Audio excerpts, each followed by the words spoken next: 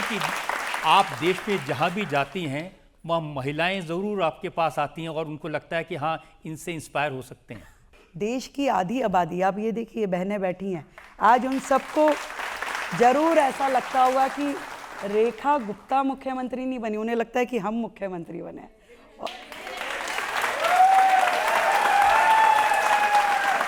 और उनका इतना प्यार मुझसे है कि मैं जहाँ जाती हूँ, आप और राज्यों के मुख्यमंत्रियों को देखो, कोई 2 फीट दूर नजर नहीं आएगा, पर जहाँ मैं जाती हूँ मेरी ये बहनें मुझे घेर लेती हैं, मेरा हाथ पकड़ती हैं, मुझे गले से लगाती हैं और इतना आशीर्वाद देती हैं। उनको लगता है कि जो जीवन में हम नहीं कर पाए, आज हमारी एक बहन को मौका मिला है, तो आप करिए, हम आपके साथ हैं। एक सवाल और ले सकते हैं बहन? वर्तमान में जितने भी मुख्यमंत्री हैं उनमें आपके पसंदीदा मुख्यमंत्री कौन है और आप उनसे क्यों प्रभावित हैं? मुझे मेरे पसंदीदा मुख्यमंत्री योगी जी हैं।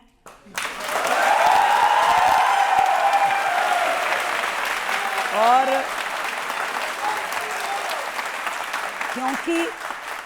क्योंकि वो आप सबको भी पसंद है, इसलिए मुझे भी पसंद है। रेखा जी, कहा जाता है ना कि सिर मुंडाते ही ओले पड़े। आपके बारे में कहा जाता है कि मुख्यमंत्री बनते ही केजरीवाल पीछे पड़े। वो कहते हैं आप उनके शीश महल की बहुत बातें करती थी, लेकिन अब आपके लिए एक बहुत बड़ा राजमहल तैयार हो रहा है। वो व्यक्ति जो रामलीला ग्राउंड के आंदोलन से निकला, मैं कुर्सी नहीं लूँगा, मैं चुनाव नहीं लड़ूंगा, मैं गाड़ी नहीं लूँगा, मैं बंगला नहीं लूँगा, और उसके बाद में वो 80 करोड़ जनता के खून पसीने की कमाई के पैसे से अपने लिए, पर्सनल अपने यूज़ के लिए एक घर बनवाते हैं, और जहाँ पे करोड़ों रुपए के पर्दे होते हैं, करोड़ों रुपए का आपका बाकी सामान होता है, आउट ऑफ वे जाके आप करते हैं, और जनता जब उन पे प्रश्न करती है, एक ऐसा घर जिसकी कभी गेट के दरवाजे किसी के लिए खुले ना हो, कोई एक जन अंदर नहीं जा पाता था, वो उनके पर्सनल यूज़ की चीज़ थी। पर आज दिल्ली की मुख्यमंत्री के नाते जो कुछ भी मेरे पास सुविधा है वो दिल्ली की जनता की है।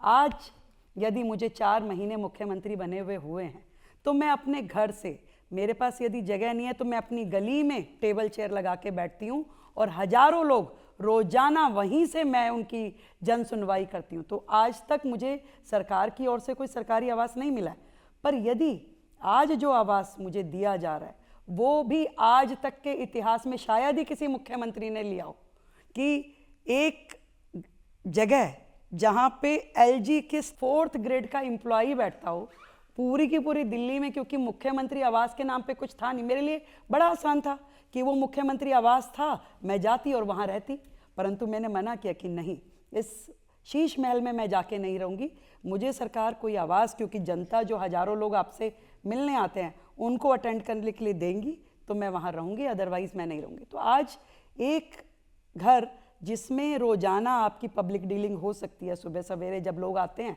वो मुझे दिया है, और मेरा घर सबके लिए खुला है। भाई आप सुबह कभी भी आइए, आकर के देखिए। केजरीवाल साहब के यहाँ तो कोई जा नहीं सकता था, पर दिल्ली की आपकी अपनी मुख्यमंत्री स्वाति मालीवाल उनसे मिलने। हाँ, तो आप समझ रहे हैं ना कि वो जो था उसके अंदर जाना कितना खतरनाक था।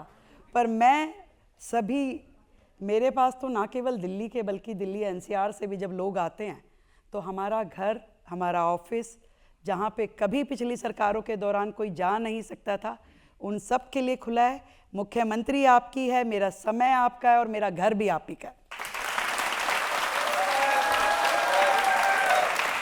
अब देखिए, जो आपके घर के बारे में 28 जून को पीडब्ल्यूडी का एक टेंडर जारी हुआ है, जिसमें लिखा है कि मुख्यमंत्री का जो घर बनेगा उसमें 24 एसी होंगे, 5 स्मार्ट टीवी होंगे 9-9 लाख रुपए के, 3 बड़े झूमर लगेंगे, 115 लाइट्स लगेंगी, 23 सीलिंग फैन लगेंगे, 6 गीज़र होंगे, हाई क्वालिटी आरओ होगा, 10 फ्लड लाइट्स होंगी, एडवांस सीसीटीवी होगा और टॉप क्लास इंटरनेट। सर, मैं कल ही अपने ऑफिस को शुरू कर रही हूँ, मैं आपको निमंत्रण देती हूँ, आप जरूर आइएगा। और ये सारी चीज़ें जो माननीय आम आदमी पार्टी के नेतागण कहते हैं उनको जरूर चेक कीजिएगा।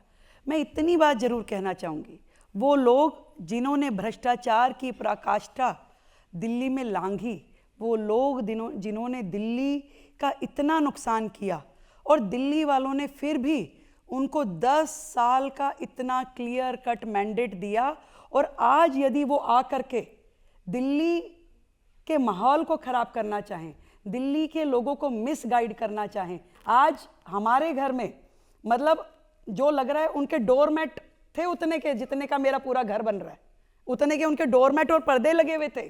तो आज वो ये कहें, हमारे ऊपर इल्ज़ाम लगाए तो उन्हें शोभा नहीं देता।